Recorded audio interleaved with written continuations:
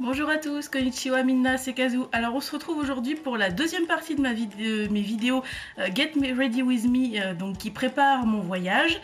La dernière fois donc je vous avais montré mon bagage cabine, donc mon sac à dos. Aujourd'hui on va s'occuper de ma valise. Alors c'est c'est la grosse partie, c'est le gros truc. Donc c'est là où normalement il faut que vous ayez votre checklist. Moi je l'ai pas imprimée parce que je la connais par cœur, parce que je l'ai regardée des milliers de fois depuis que je l'ai faite. Donc j'en ai pas besoin, mais vous ayez-la pour être vraiment sûr de ne rien oublier. Donc la première chose que je vais vous montrer, c'est mes valises. Voilà, donc mes valises, c'est celle-là. Et quand je dis mes, c'est parce qu'en fait, comme je l'expliquais dans une vidéo précédente, en fait, je pars avec All Nippon Airways, donc ANA, qui autorise 2 bagages en soute.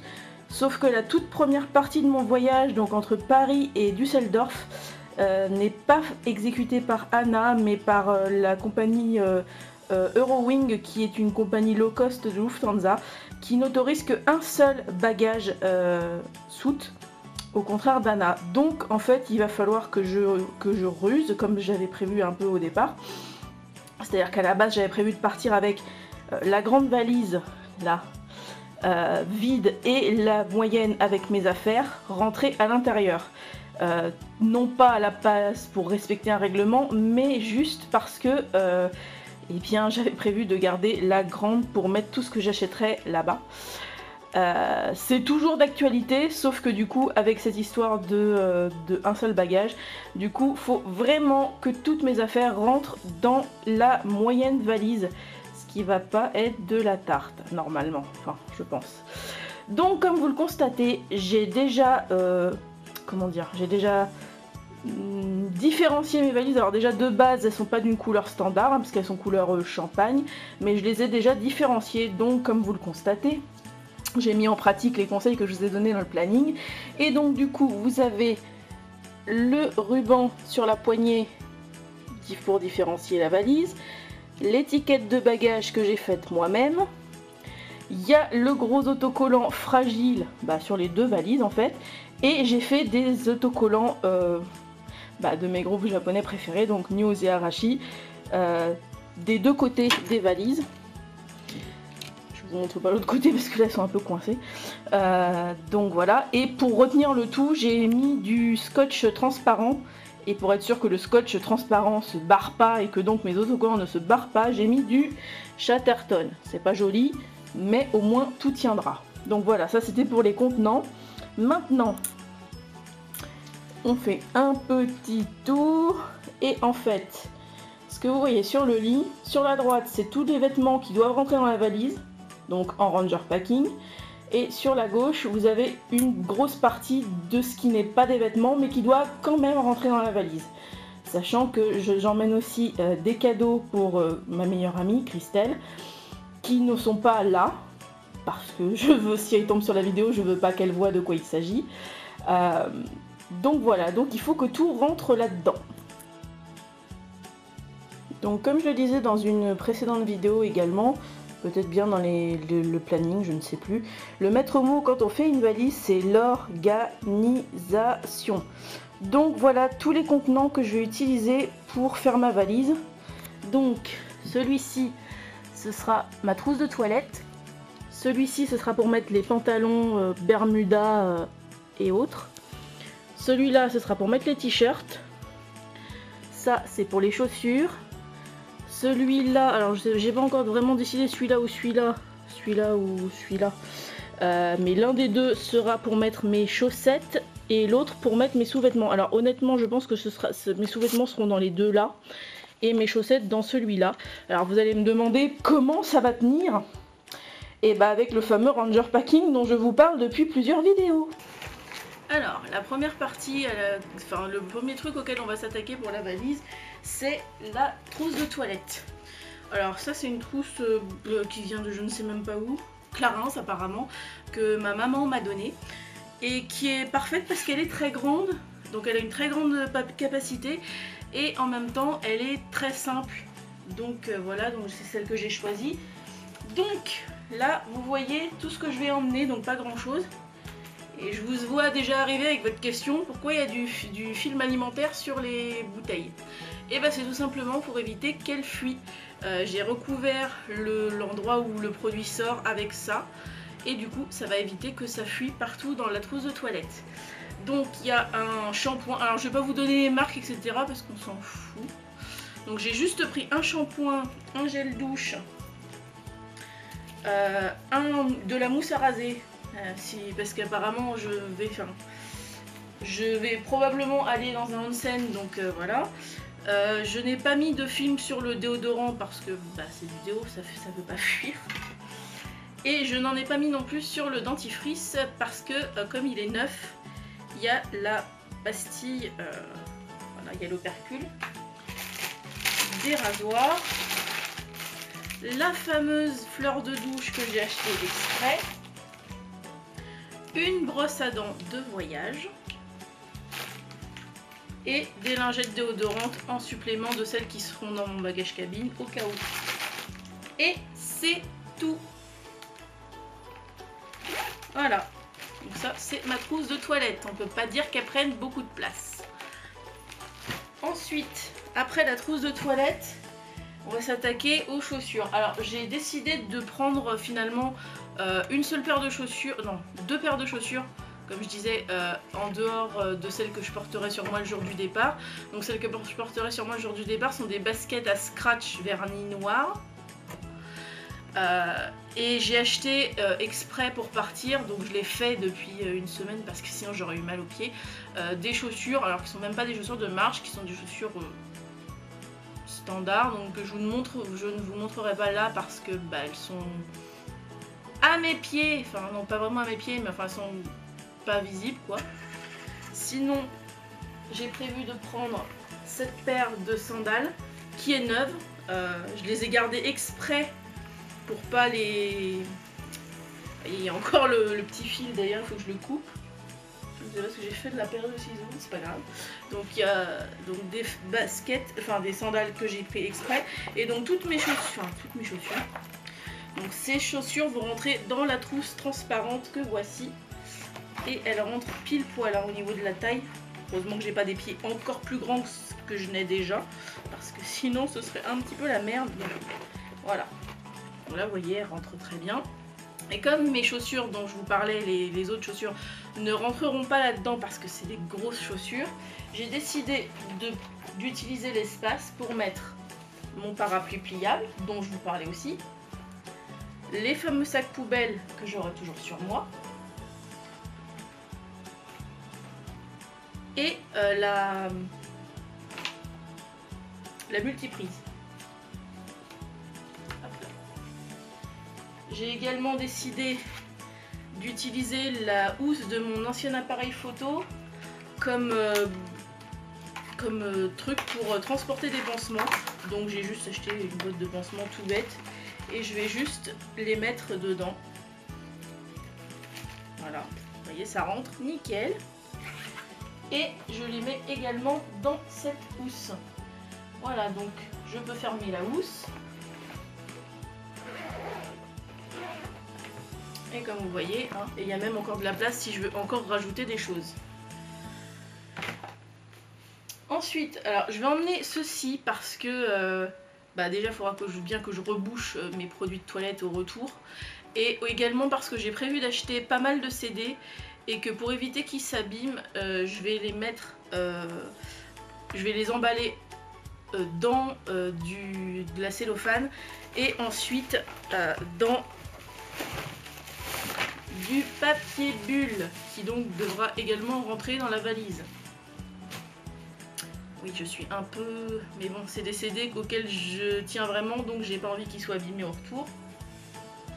Voilà, alors après, dans tout ce qui sera pas vêtements, va falloir que je trouve une place pour donc le thermosnooze dont je vous parlais, pour mon Polaroid, enfin mon truc. J'aurai une montre que j'ai achetée exprès pour pas être obligée de regarder tout le temps mon portable, donc qui est déjà à l'heure du Japon. Il est donc 1h05 du matin à l'heure actuelle. Il y aura ces 2 livres. Je suis pas... Je pense que je vais les emmener au cas où, mais c'est pas... Voilà. Des enveloppes à bulles, non pas pour les CD, mais parce que je vais acheter pas mal de photos et pour éviter de trimballer mes classeurs entiers qui pèseraient un poids monstrueux, je les protégerai dans ces enveloppes à bulles. Également ce lutin qui pour l'instant est vide, mais dans lequel il y aura mon carnet de chant pour, avec les paroles des chansons que je veux chanter au karaoké. Et l'Uchiwa que je me suis fabriqué pour le concert de Yamapi. Voilà, ça. J'en ai un peu chié pour le faire, mais je suis assez fière de moi. Voilà, donc ça c'est ce qui ne sera pas vêtements et qui doit absolument rentrer dans la valise. Bon, finalement, entre temps, j'ai changé d'avis et en fait, j'ai décidé de mettre mes pansements dans une des petites trousses que j'avais prévues. Vous voyez, il en manque une. Donc dans la plus petite, j'ai décidé de mettre tout ce qui était du coup la mini pharmacie dont je vous parlais. Donc dedans, j'ai mis mes Advil Caps 400, mes Imodium et les fameux pansements que j'avais mis à la base mis là-dedans. Et du coup, voilà, donc là c'est parfaitement, vous voyez, là il n'y a plus de place. Mais du coup tout est bien calé et du coup il n'y a rien qui risque de se barrer. Donc maintenant qu'on a fait tous les petits à côté, on va passer au gros de l'affaire, c'est-à-dire ce dont je vous parle depuis plusieurs vidéos et dont vous vous demandez probablement ce que c'est et comment ça se passe, c'est le Ranger Packing. Donc pour la suite, pour commencer le Ranger Packing, on va commencer par les plus petits éléments, c'est-à-dire les chaussettes. Alors ce que je vous conseille moi, il y a plusieurs techniques, mais moi ce que je vous conseille c'est d'avoir des chaussettes qui sont extrêmement plates. C'est-à-dire, moi c'est des chaussettes neuves donc elles sont déjà plates de base, mais c'est mieux si... c'est con à dire, mais il faut les repasser. Si vos chaussettes sont pas parfaitement plates comme ça, comme quand vous venez de les acheter, il faut les repasser. Plus elles seront plates et plus la technique sera facile à utiliser. Donc la technique, elle est super simple. Vous posez vos chaussettes empilées, enfin l'une sur l'autre, sur une surface plane. Et le principe, c'est de rouler très très très très très serré. Le plus serré que vous pouvez. Le plus serré que vous pouvez. Et à la fin, quand vous êtes vers le bout, en fait ça doit vous donner ça, donc un rouleau avec un endroit qui dépasse un peu plus que l'autre, et donc ce rouleau vous allez le rentrer à l'intérieur de la partie qui dépasse le plus en fait. Donc ça doit vous faire un rouleau comme ça, donc relativement fin et qui va vous permettre d'être rangé relativement facilement dans la trousse que vous avez choisie. Donc c'est parti pour le reste.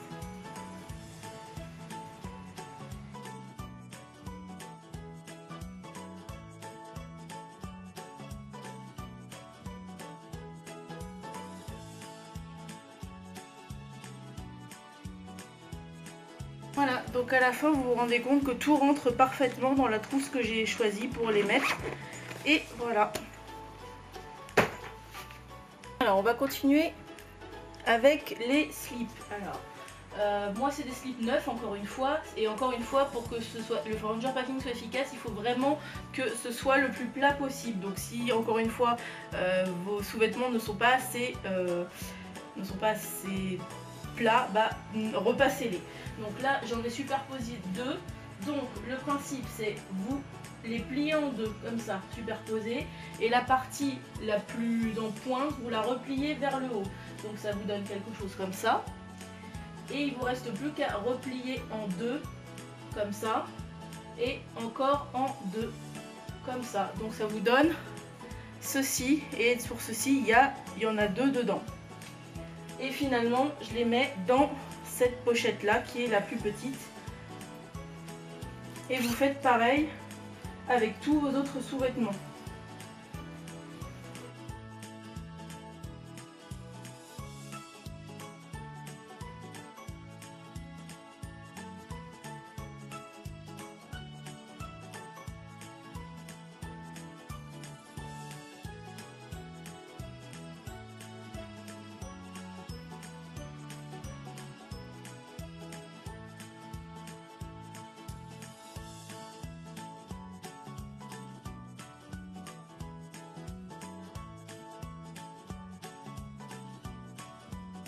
On va continuer avec les gros morceaux, donc les pantalons.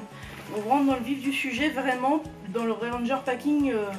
Donc le pantalon, en fait, le principe, c'est pareil, vous le mettez sur une surface plane et vous allez mettre la partie que vous mettez, par laquelle vous l'enfilez, vers vous, et vous allez faire un gros revers.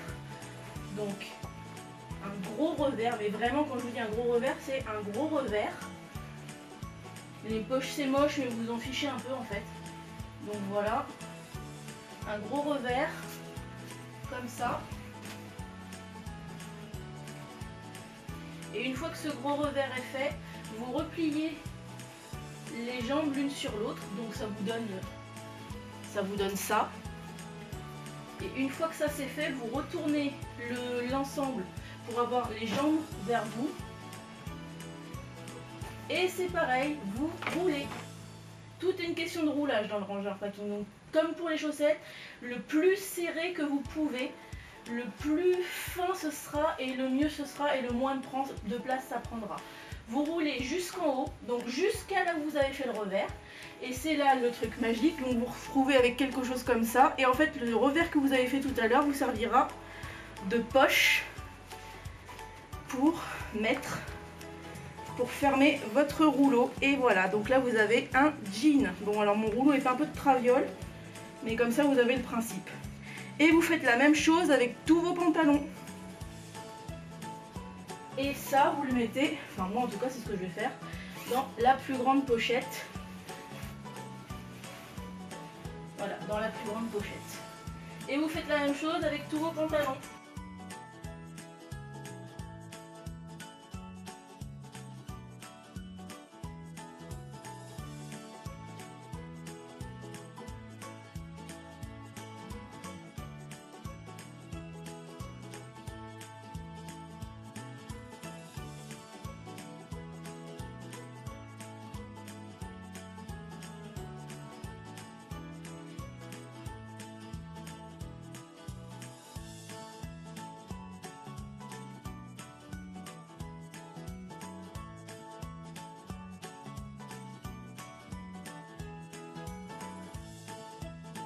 Dans la pochette moyenne et tout rentre. On aborde la dernière partie du Ranger Packing, donc les t-shirts. Alors c'est pareil, hein, si c'est pas plat, vous avez compris le truc maintenant, il faut plier, enfin il faut repasser. Donc pour le Ranger Packing des t-shirts, c'est très simple. Vous étalez votre t-shirt. Voilà. Vous faites le fameux revers dont j'ai parlé. Donc faites-le bien large. Hein. Quand même. Donc le fameux revers. Donc assurez-vous aussi que derrière il est équivalent. Ensuite, vous repliez vers le milieu. À peu près, essayez de faire à peu près centré. Et pareil de l'autre côté. Mais en rabattant bien. Je ne sais pas si vous me suivez. Donc vous vous retrouvez avec quelque chose comme ça. Ensuite, ça fait comme tout à l'heure, vous retournez pour que la poche créée soit vers le haut. Vous repliez encore, de façon à ce que ça vous donne un rouleau fin comme ça.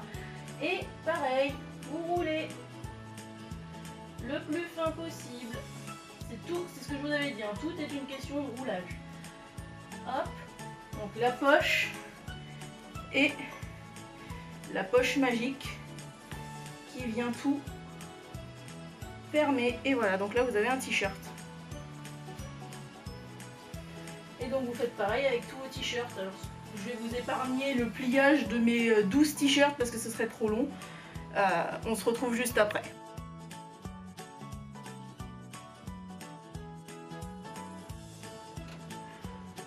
Et voilà, les 1, 2, 3, 4, 5, 6, 7, 8, 9, 10, 11, 12 t-shirts sont pliés en Ranger Packing, ils tiennent parfaitement dans la housse. Évidemment, moi ça m'a pris un temps fou parce que, bah voilà, mais forcément vous ça vous prendra moins de temps si vos t-shirts sont pas des temps de Quechua. Alors on va continuer avec le pyjama, donc vous mettez le t-shirt, enfin le haut du pyjama sur l'envers ou sur l'endroit, peu importe, et le pantalon de pyjama replié par-dessus.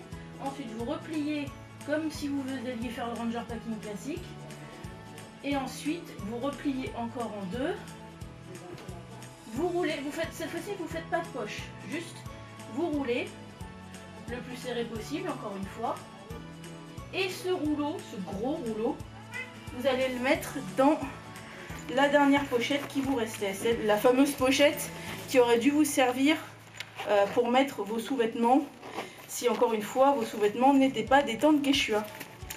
Voilà. Voilà, ça rentre, vous voyez. Ça rentre difficilement, mais ça rentre. Pour la veste et la chemise, vous faites exactement pareil. Donc vous refermez bien veste et chemise. Vous faites le revers en bas et vous croisez les manches en fait. Et ensuite vous repliez sur soi pour avoir le fameux rouleau. Voilà, donc exactement comme ça change rien, c'est exactement pareil que pour les t-shirts. Hop, on roule, on roule, on roule. Et à la fin, on fait le rouleau. C'est con.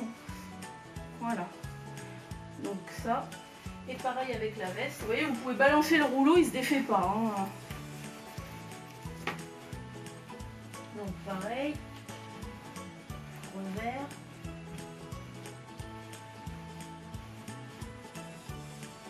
Croisage de manches. Si y a des poches qui dépassent, c'est vraiment pas grave. Hein. Rabattre, rabattre. Car vous rangez les poches à l'intérieur. Voilà. Ensuite, hop. Roulage, roulage, roulage, roulage. Et c'est raté. C'est pas très grave. À la base, enfin, c'est pas grave. Si la veste, vous n'arrivez pas à faire un ranger packing, ce qui est mon cas, c'est pas grave. Vous allez juste la replier le plus à plat possible en fait. Voilà. Donc là, je me suis ratée. Hein. C'est pas grave. Hop. Voilà. Donc là, elle sera bien à plat. Voilà. Donc là, vous avez tout mis, et je vais vous approcher un peu pour que vous voyez. Mais du coup, j'ai rangé dans ma valise au fur et à mesure, et vous voyez que tous mes packings, tous mes petits emplacements, ça rentre parfaitement. Alors on va mettre plutôt comme ça. Hop, hop. Voilà, avec la chemise qu'on va essayer de caser par là. Voilà, hop. La chemise ici et la veste à plat de l'autre côté. Voilà, donc au niveau des fringues, tout rentre.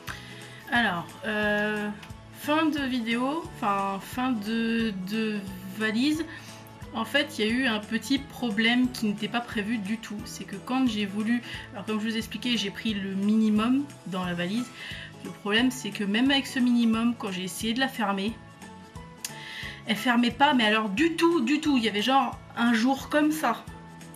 Ce qui fait qu'en fait, j'ai dû changer mes plans, et en fait, ce qui était le contenu qui était dans la grande, dans la moyenne valise, je l'ai dû le transférer dans la grande valise, enfin ce qui était dans ma grande valise, où ça rentre parfaitement, hein, sans aucun souci. Mais du coup, je vais partir avec une seule valise, et en fait, le plan, c'est pour revenir avec ce que j'aurais acheté, c'est d'acheter une deuxième valise sur place, puisque au retour, j'aurai droit à 2 valises. Donc c'était pas du tout prévu dans mes plans, hein. J'avais pas prévu d'acheter une valise là-bas, mais bon, les choses étant ce qu'elles sont, voilà. Donc du coup, tout est rentré nickel, j'ai même pesé donc ma valise, en comptant le poids de la valise vide plus ce que j'ai mis dedans, fait aux environs de 18 kg, donc je suis large. Je pouvais pas rajouter des masses de trucs dedans, hein, mais je suis large au niveau du poids. Et du coup, au niveau des dimensions, c'est nickel aussi. Et j'ai vérifié aussi, j'ai pesé, j'en ai profité, j'ai pesé mon bagage cabine, enfin mon sac à dos, et je suis à environ 8 kg, et ce qui est en dessous de ce qui est autorisé, puisque j'ai droit à 10 kg de bagage cabine. Donc au niveau des poids, je suis nickel. Par contre, j'avoue que là, il y avait une voilà, enfin, c'était pas prévu, mais bon voilà, du coup, mes bagages sont terminés. La vidéo a été extrêmement longue, je suis vraiment désolée, mais si je voulais vraiment vous montrer toutes les étapes et tout bien vous expliquer, c'était nécessaire. Donc j'espère que cette vidéo vous aura plu. Pensez à vous abonner, à activer la cloche de notification pour ne pas louper les prochaines vidéos sur tous les vlogs qui vont arriver quand je serai là-bas. Et je vous dis à bientôt. Ciao ciao!